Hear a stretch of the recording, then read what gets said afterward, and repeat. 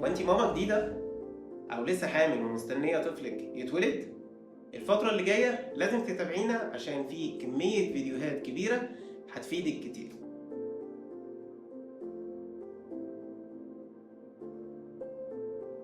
مبدئيا احنا مش بنهتم بالطفل بس من بعد ما يتولد، لا، احنا بنهتم بالطفل وهو في بطنك. انت تاخدي بالك من اكلك، تاخدي بالك من اكلك يكون اكل صحي، تاخدي بالك من الفيتامينز اللي المفروض دكتور النساء كاتبها لك، لان كل ده بيوصل له. انت كده مش بتاكلي الواحد، انت كده بتاكلي الاتنين. فخدي بالك اكلك بيأثر في تغذية البيبي. انت دلوقتي خلاص هتولدي، ابنك نازل بالسلامة، الف مبروك. اول حاجة هنعملها مش ان احنا ناخد الطفل ونروح بقى لجده وخاله وعمه وزغاريت بقى ويروح اوضه تاني ويروح الحضانه والحاجات، لا. طالما طفلك كويس، طفلك على حضنك. اكتر حاجه واسرع حاجه بتنزل لبنك هي ان ابنك يتحط على صدرك وهو عارف طريقه. انت بمجرد ما هتحطيه على صدرك، هو ربنا هيوديه للحلبة وياخد اللبن وعارف مصلحته اكتر منك. انت مش لازم توديه، لا، هو هتلاقيه بيعافر وبيروح وبيروح. مفيش حاجه اسمها واخده بنج، مفيش حاجه اسمها ظهري وجعني، مفيش حاجه اسمها لما افوق بالسلامه. لا، يتحط لمجرد حتى لو مرضعش. والطفل على فكره اول ساعتين ثلاثه بيبقى عنده مخزون مكفيه، ولكن انت نفسك احساس طفلك وهو على صدرك ده بيحفز عندك ادرار اللبن بشكل رهيب. وايه اللي بيحصل عند الامهات اللي ما بيكونش عندها لبن؟ الطفل اتاخد، راح حضانه، ملاحظه، اتحجز، كل ده انت ما حسيتيش ان انت اصلا خلفتي، انت ما حسيتيش ان في بيبي اصلا جه، وبالتالي الاحساس ده ما وصلش للمخ عشان يفرز لبن. اول ما طفلك بيتحط على صدرك، المخ بيفهم ان في حد عايز لبن، ان في يا مصنع اشتغل، يلا البيبي وصل، افرز لبن. ومفيش حاجه في الاول اسمها لبن صريح، في حاجه اسمها سرسوب.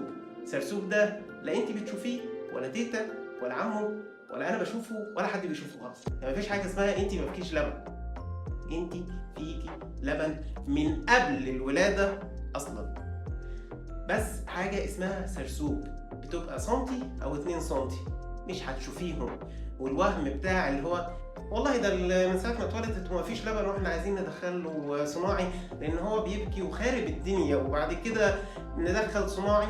الصناعي اول ما دخل، البيبي عرف طريق الصناعي واستسهله، فبالتالي انت لو طالعه على السلم وفي قدامك اسانسير، انت هتختاري مين فيهم؟ هتختاري الاسانسير، صح؟ ليه؟ الاسانسير اسهل. لكن انت لو مفيش اسانسير هتطلعي على السلم ولا لا؟ نفس الفكره. انت لو ما قدمتيش لابنك اللبن الصناعي من الاول، هو مش عارف اصلا ان في اسانسير، فبالتالي هيطلع على السلم. ولكن لو لخبطتيه وقلتي بقى اول يوم نديله لبن ومش هيجرى حاجه، اول ما عرف الطريق، عرف الاسانسير، هيستناه حتى لو الاسانسير عطلان، حتى لو الاسانسير عطل او اتاخر عليه، هستناه، هرفض السلم عشان اخد اللبن بسهوله وباريحيه. فما تستسهليش فكره ان انت تدي ابنك لبن صناعي عشان انت مفكيش لبن في اول يوم. طبيعي مفكيش لبن، فيكي سرسوب انت مش شايفاه. السرسوب ده ربنا مش بيعمل حاجه غير لما تكون مقدره على قد الطفل. السنتي او الاتنين سنتي اللي بياخدهم ابنك دول بيكفوه، مفيش حاجه اسمها قليله. لو قليله ربنا ما كانش طلعها بالكميه القليله دي. ده مبدئيا من ناحيه اللبن الصناعي. فبلاش نبدا فكره اللبن الصناعي من اول يوم عشان انت مفكيش لبن. وحطي ابنك على صدرك عشان لبنك يزيد وينزل اسرع، فبالتالي ما نحتاجش بكره وبعده للبن الصناعي ويعرف طريقه ويسيبك. زائد ان في نظريه تاني بتقول ان اللبن الصناعي لما الطفل بياخده بكميه كبيره في الاول، هو معدته على فكره في الاول بتبقى قد الزيتونه. انت عارفه يعني ايه قد الزيتونه؟ الزيتونه دي هتشيل حاجه اكتر من سنتي او 2 سنتي مش هيحصل. ولكن انت لما بتديله 30 سنتي، الزيتونه دي بتفرد وتبقى زي البرتقانه، فلما تيجي ترجعيه بقى على صدرك وتديله لبنك اللي هو سنتي او 2 سنتي، ايه اللي بيحصل؟ معدته اللي بقت قد البرتقانه دي ما بقاش يكفيها ال 2 سنتي بتوعك، فبالتالي انت مش هتكفيه. فدي نظريه تاني تخليكي تمنعي اللبن الصناعي ان انت تبداي بيه لطفلك في اول يوم. نكمل طبيعي بلاش صناعي، عشان مفيش حاجه هتضاهي لبنك في كميه الفيتامينز والاجسام المضاده والفيتامينات اللي فيه والتغذيه اللي فيه. كل الألبان الصناعيه اللي موجوده في السوق بتعمل ايه؟ مجرد بس انها بتحاكي حاجه في اللبن الطبيعي. بمعنى يعني انا عندي في اللبن الطبيعي مثلا 300 حاجه مثلا، هو اللبن الصناعي ده بياخد 4 5 جد وياخدهم ويحطهم في اللبن، وانا عندي ال 4 5 دول. طب ما في فقط عايز اقول لك 295 حاجه المفروض جسمهم عايزهم، وبالتالي انت مش بتديهم له عشان استسهلتي فكره اللبن الصناعي. عارفك مش عايزه تديله لبن صناعي، ولكن غلطتك في الاول ان انت بتدخلي له اللبن استسهالا عشان انت ما فيكيش لبن اول يوم، وانت ما فيكيش لبن ولا حاجه. لا، انت واهمه نفسك ان انت ما فيكيش لبن، لكن فيكي لبن بيكفيه وزي الفل.